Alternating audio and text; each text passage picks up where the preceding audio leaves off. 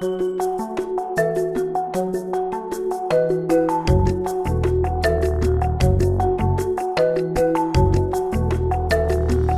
du travail au menu du numéro 13 de la JLMB. J'y épingle 3 décisions. 2 qui ont trait à la liberté d'expression du travailleur.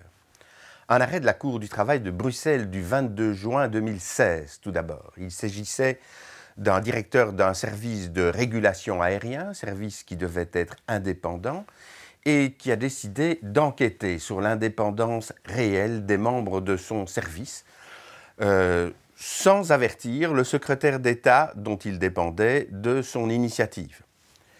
L'enquête en elle-même va être considérée comme non fautive. Il appartenait bien effectivement à ce directeur de s'assurer de l'indépendance de son service. Les dispositions applicables dans le droit européen en matière de protection des lanceurs d'alerte viennent à son secours le cas échéant.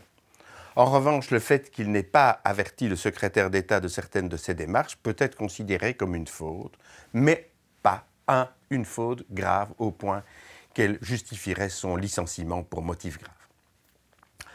Un arrêt de la Cour du travail de Liège du 26 février 2018 porte également sur la liberté d'expression d'un travailleur qui n'était pas un fonctionnaire. Le devoir de réserve ne s'appliquait donc pas à lui. Et la question qui était posée était celle de la légalité, de la régularité d'une intervention de ce travailleur, un travailleur social, dans une émission radiophonique dans laquelle il avait participé au débat, en portant d'ailleurs des propos critiques à l'égard du service dont il faisait partie.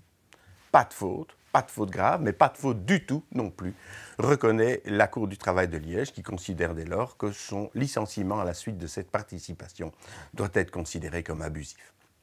Et alors dans un domaine différent, celui du harcèlement, la Cour du travail de Liège, par un arrêt du 21 septembre 2018, donne l'occasion à Aurélie Mortier de se repencher une nouvelle fois sur cette matière actuelle et en pleine évolution.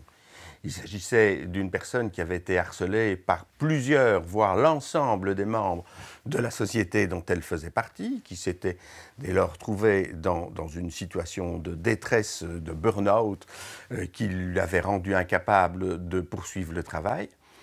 Son licenciement pour force majeure est considéré comme illicite, illégal dans le cas présent, dans la mesure où l'employeur est considéré comme responsable de la situation de harcèlement dans laquelle se trouvait son employé à la suite de son incapacité de ramener la sérénité au sein de l'entreprise.